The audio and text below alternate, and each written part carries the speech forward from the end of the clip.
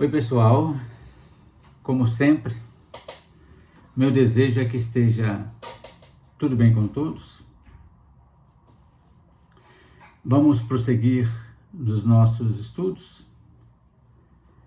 O nosso estudo hoje é o 110,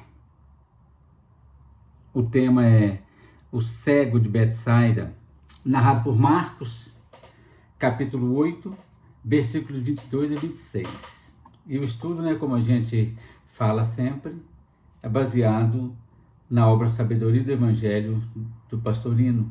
E hoje em especial, como em alguns outros estudos, a gente vai trazer algumas citações que não estão no livro, mas acredito que vai ajudar a gente a entender melhor as questões. Beleza? Marcos registrou assim: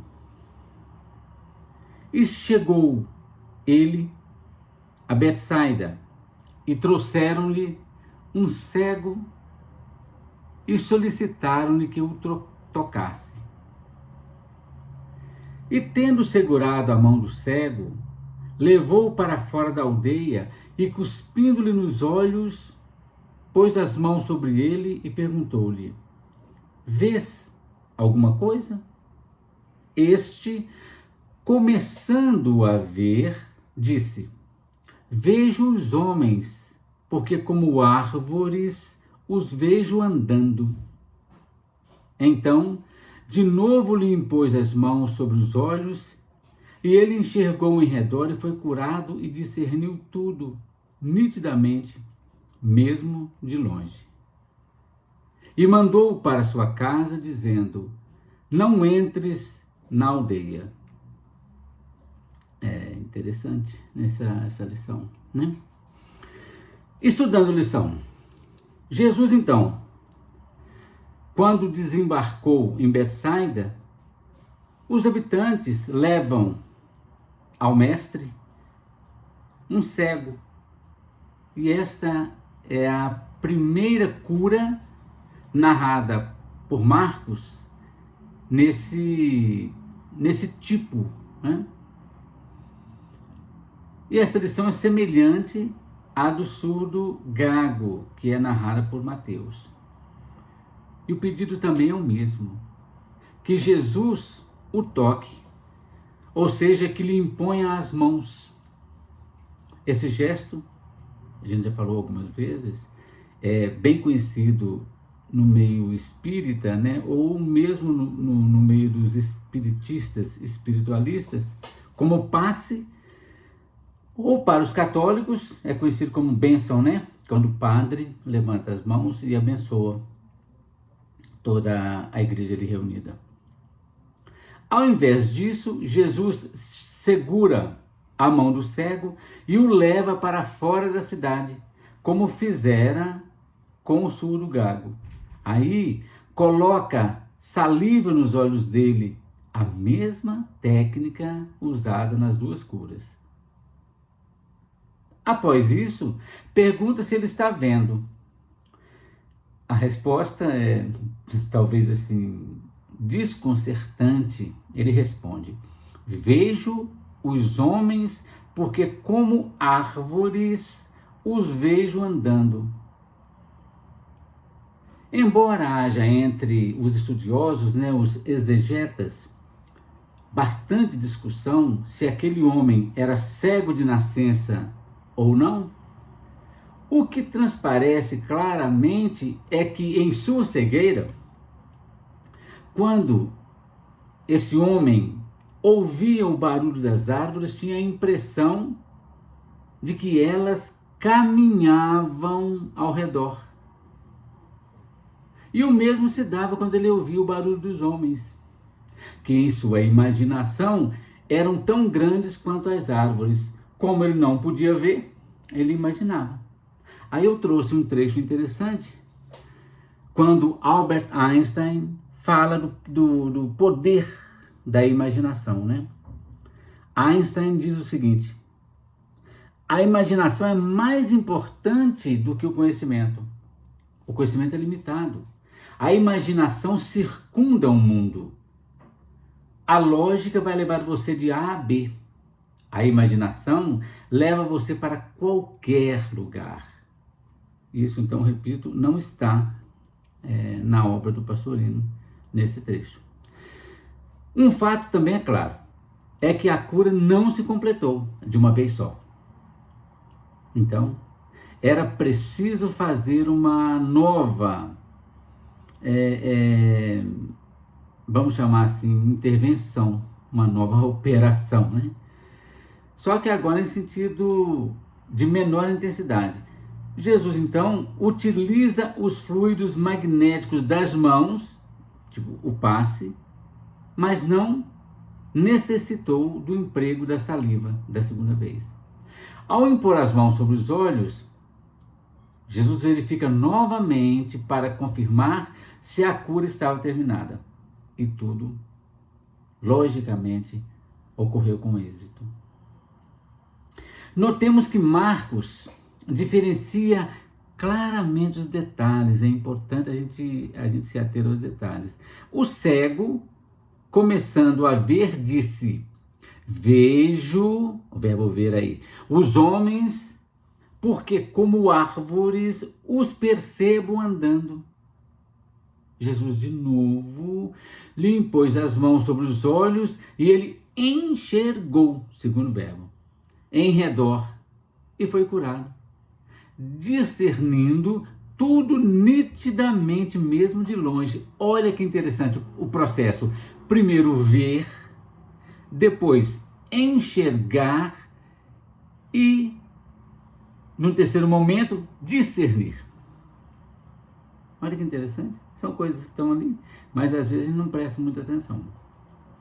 Em seguida, vem a ordem de recolher-se imediatamente à sua casa, mas sem entrar na aldeia, né? Isso aqui é bastante curioso, porque ele morava na aldeia. Então precisa ter um sentido mais espiritual da questão, né? Nós vamos ver. Estudando então a lição num outro aspecto, que vamos chamar do outro aspecto evolutivo, esse ponto também que eu vou trazer não está registrado nessa passagem do livro do Pastorino, né? Esta visão no processo evolutivo. A cura é feita em 2 estágios, o que nos remete à ideia de etapas evolutivas de acordo com cada criatura. Comparando as 2 curas, a do surdo gago, a gente percebe que ele já estava mais pronto do que o do cego, que ainda estava em processo de adiantamento. Tanto que na primeira, rapidamente a intervenção aconteceu e o surdo gago restabeleceu.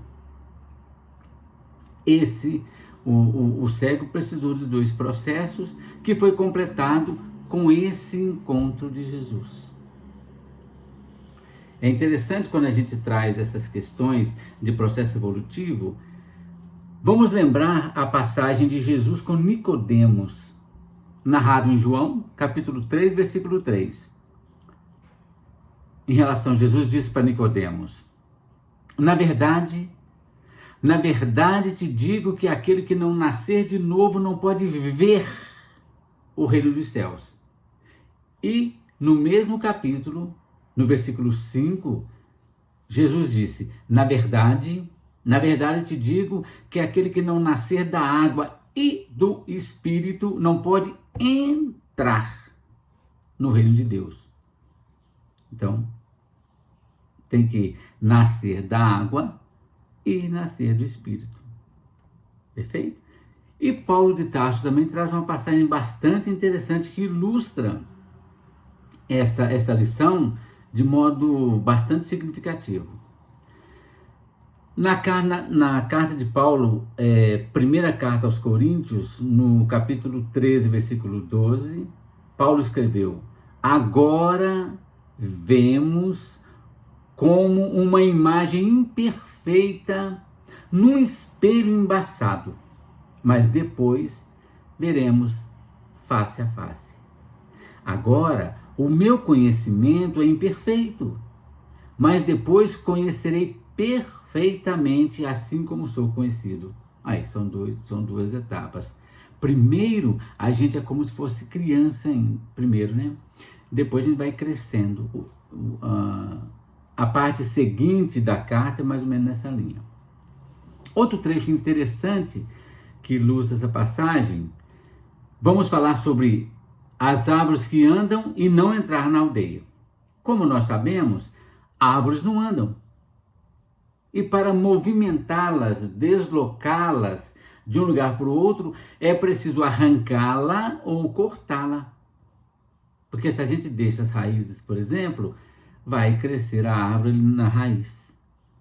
Então, uma recomendação bastante interessante, a que Jesus fez para o cego: ir para casa. Nós já falamos em outras situações que ir para casa significa tomar posse da casa mental. Ir para a casa física é segundo a letra, mas tomar conta da casa mental é um processo espiritual. Mas não entre na aldeia. Como não entra na aldeia? Você morava lá? É que a gente falou. Então, tem o entrar na casa física e o entrar na casa espiritual. Tem o entrar na aldeia, mas não permitir que a aldeia entre na gente. Isso é fundamental. Quando Jesus fala, então, para não entrar na aldeia, a gente entende que é não entrar na vibração anterior. Por quê? Quando a criatura é renovada pelo Cristo, ela não deve mais sintonizar com as antigas vibrações. Isso significa que é fundamental romper com as velhas raízes, os velhos conceitos, as velhas crenças limitantes. Lembremos de novo Paulo de Tarso, que diz, na segunda carta agora aos Coríntios, capítulo 5, versículo 17, assim que, se alguém está em Cristo, nova criatura é. As coisas velhas já passaram, e eis que tudo se fez novo. Legal, né? Entendendo agora a lição em sentido profundo, a palavra Betsaida significa casa dos frutos, ou casa da pesca. E também, juntando o significado com a cegueira espiritual, nós entendemos que esse cego espiritual é aquela criatura que não compreende, que não vê, não percebe as coisas intelectualmente. E a gente sabe, muitas pessoas são assim, nesse mundo de dualidade, né? A gente percebe que assim, as pessoas leem, mas não compreendem. As pessoas veem as coisas, mas não enxergam. A gente percebe isso. E acontece com a gente também. Nem sempre a gente consegue ver aquelas coisas que estão atrás de uma ideia. Se a gente conseguisse ver isso, a gente estaria num processo evolutivo melhor. Se a gente percebesse a aura das pessoas, se a gente percebesse inclusive todas as nossas falhas, as nossas dificuldades, aí a gente já não seria, vamos dizer assim, um cego espiritual ou um surdo gago, por exemplo, né?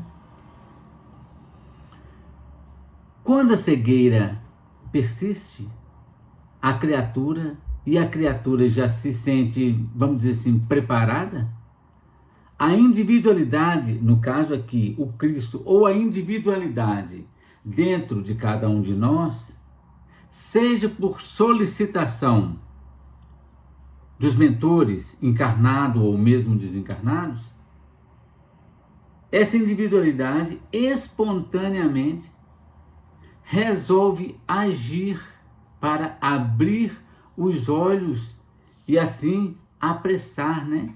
Adiantar um pouco o processo evolutivo. Então, é aplicar a técnica. Qual que é a técnica? Levar a personalidade para fora da multidão. Nós já falamos isso diversas vezes. Para o isolamento. Pois é no silêncio da oração e da meditação que o Mestre, isto é, o Cristo divino que habita em nós, pode agir.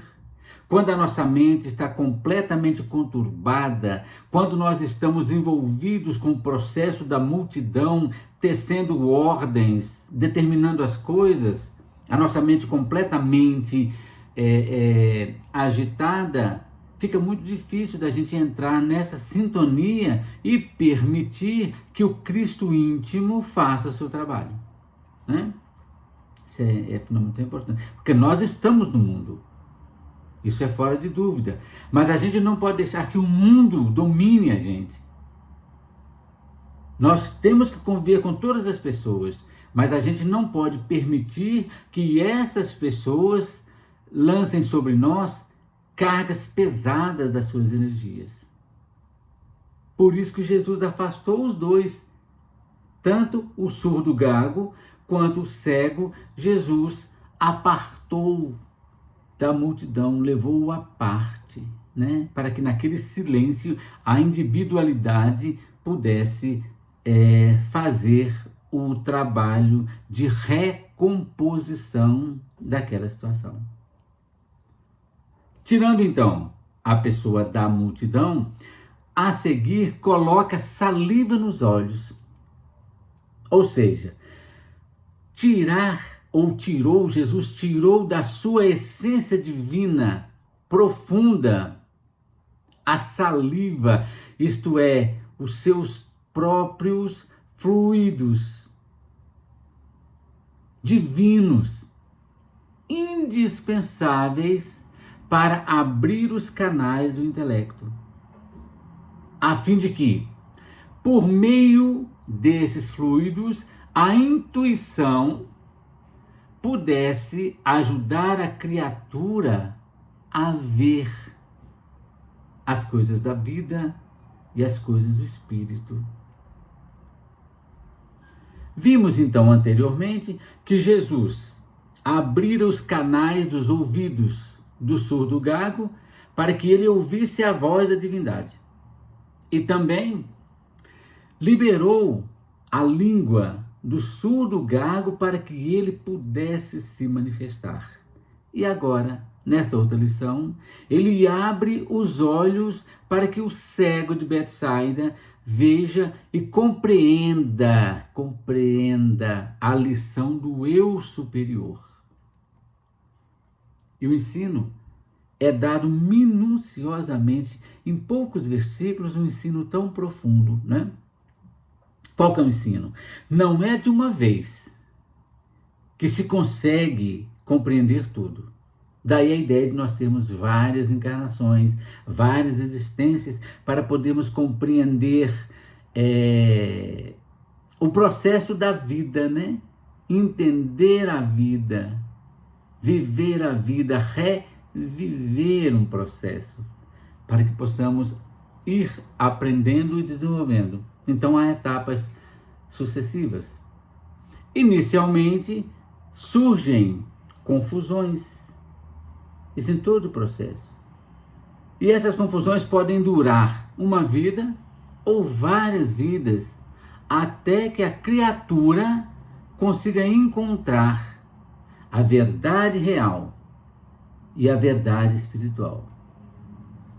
E finalmente, quando a misericórdia suprema do Cristo percebe que a criatura já começa a entrever a verdade com a saliva divina nos olhos, quando isso acontece, a pessoa começa a ver, que nem foi o caso do cego, Jesus então coloca novamente sua mão bendita e estabelece o contato definitivo. É quando, então, começamos a ver, isto é, nós erguemos os olhos e passamos a enxergar tudo em redor, sendo curados, né? Finalmente. Aí passamos a discernir tudo com nitidez, mesmo ao longe, isto é, no futuro distante que se perde no infinito espaço e na eternidade do tempo. É isso, gente, que eu preparei para o nosso estudo de hoje. E na semana que vem nós continuamos. Muita paz a todos.